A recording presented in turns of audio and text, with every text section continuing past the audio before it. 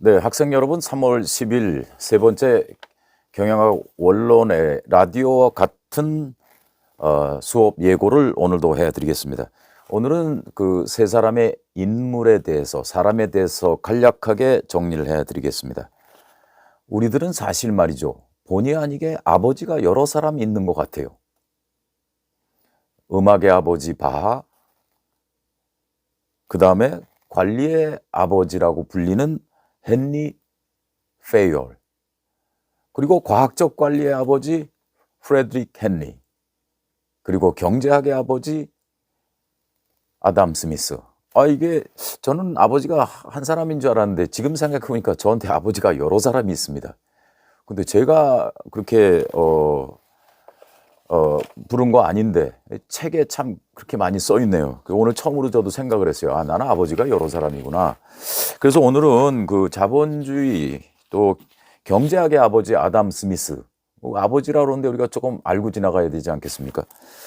1723년도에 태어난 사람이니까 굉장히 오래됐죠.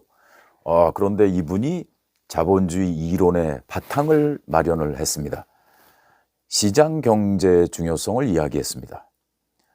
가격, 수요와 공급에 의해서 사람들이 그와 시장과 파는 사람과 사는 사람들이 저절로 적정한 가격을 창출해낸다. 인위적으로 개입할 필요가 없다. 이런 얘기 했어요. 자연에 맡기는 거죠. Invisible hand. 영어로 이렇게도 얘기합니다. 지난번에 잠시 제가 말씀을 드렸지만 개인의 이기심이 사회와 국가 발전에 도움이 된다라고 주장을 했던 분이 아담 스미스입니다. 자, 오늘 수업에서 우리 경제학의 아버지 아담 스미스가 왜 그런 얘기를 했는지, 그것이 우리 회사에서도 통용이 되는지, 나에게도 적합한 이론인지 한번 우리 질문을 통해서, 대화를 통해서 토론을 좀 해보겠습니다. 우리 회사도 그렇게 생각하는지, 직원들의 이기심이 중요하다고 생각을 하는 건지, 그런 것들이 모여서 회사의 발전에도 도움이 된다고 생각하는지 여러분 한번 미리 생각하고 와주기 바라겠어요. 그 다음에 두 번째 인물 프레드릭 테일러. 경영학도면은 이 사람 이름은 알고 있어야 됩니다. 과학적 관리의 아버지다. 뭐 이렇게 얘기를 하거든요. 근데 이 사람은 뭐냐면 주로 노동자들이 어떻게 빨리 작업을 할 수 있는가를 연구한 사람입니다. 손동작이라든지 노동자들이 일을 할 때 어떻게 움직이는 것이 가장 생산성에 좋은지를 과학적으로 연구했습니다. 그래서 그걸 모션 스터디, 모션은 동작이에요. 동작 연구, 그리고 타임 스터디, 시간 연구를 해서 생산성을 극대화하기 위해서 최초로 노력을 했던 사람으로 알려져 있습니다. 보너스 제도도 도입을 했죠. 그러니까 예를 들면 이게 뭐냐면 요즘 스포츠에서도 말이죠. 타자가 야구에서 공을 칠 때 타자가 공을 기다릴 때 이렇게 기다리거든요. 근데 이 기다릴 때 이 어깨가 타격을 할 때 닫혀 있는 게, 이렇게 안쪽으로 닫혀 있는 게 더 좋은지, 아니면 어깨가 이렇게 열려 있는 게 더 좋은지, 이제 이런 동작을 연구하는 거예요. 그죠? 그러니까 타격을 할 때 이게 끝까지 닫혀서 이렇게 치고 나서도 이게 그대로 있는 게 있고, 어떤 사람은 치기 전에 이렇게 나오는 사람인데, 이런 동작을 연구한다.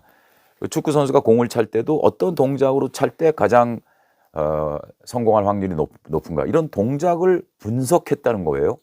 현대인들이 생각하면 별거 아닌 것 같지만 그런 세부적인 것들을 관찰해서 나중에 생산성을 몇 배 올리는 그런 그 이론의 토대를 만들어냈습니다. 그러니까 참, 그래서 좀 대단하다고 인정을 받는 사람이에요. 프레드릭 테일러. 그런데요, 마지막 인물 헨리 페이올. 영어로 얘기하면 헨리 페이올이요. 프랑스 사람이니까 이제 프랑스어로 읽으면은 앙리 페이올, 이렇게 프랑스에서 발음을 한다고 합니다. 이분은 현대 경영학의 아버지, 진정한 아버지, 이렇게까지 칭찬을 받습니다. 근데 왜 그러냐면요, 이게 1916년도에 나온 책에 이런 것들을 다 내용에 담았습니다.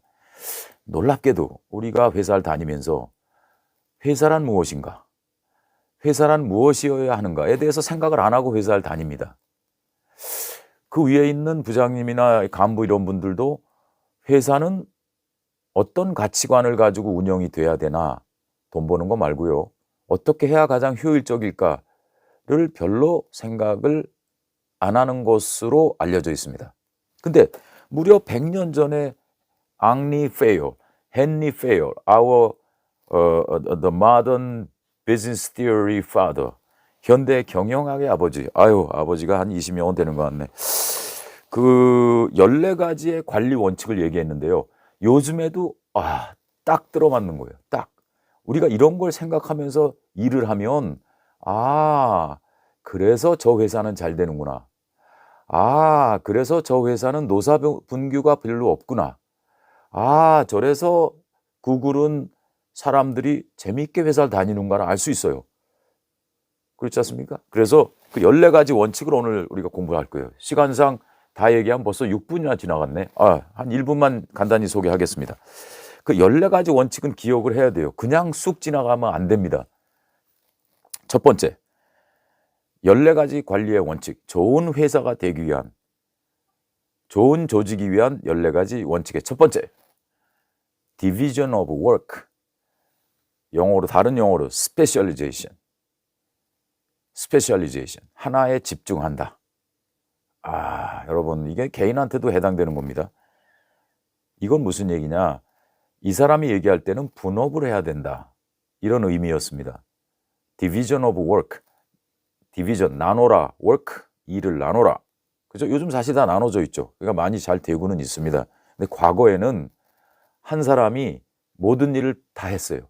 회계, 격리, 그 다음에 생산, 판매, 세일즈, 마케팅까지. 그런 개념이 과거에는 없었는데요. 이 헨리 페이얼이 그 구체적으로 이론적으로 이거를 강조를 했습니다. 그리고 물론 그 전에 프레드릭 테일러 역시 그 스탠다디제이션이라든지 또 이런 분업적인 면들을 또 많이 얘기를 하긴 했죠. 그래서 여러분, 그 분업의 중요성, 근데 이걸 여러분 어떻게 받아들여야 되냐? 그러면 나는 어느 거 하나에 강점을 가져야 되나, 이렇게 생각할 수 있어요. 여러분들이 천재는 아니더라도 훌륭한 인재인 겁니다. 나는 그럼 어떤 거 하나에 강점을 가져야 되나? 네. 그래서 그다음에 이제 두 번째가 뭐냐면은 관리에 있어서는 authority, 권한이 있어야 된다. 그 누구나 다 아는 얘기 아니에요?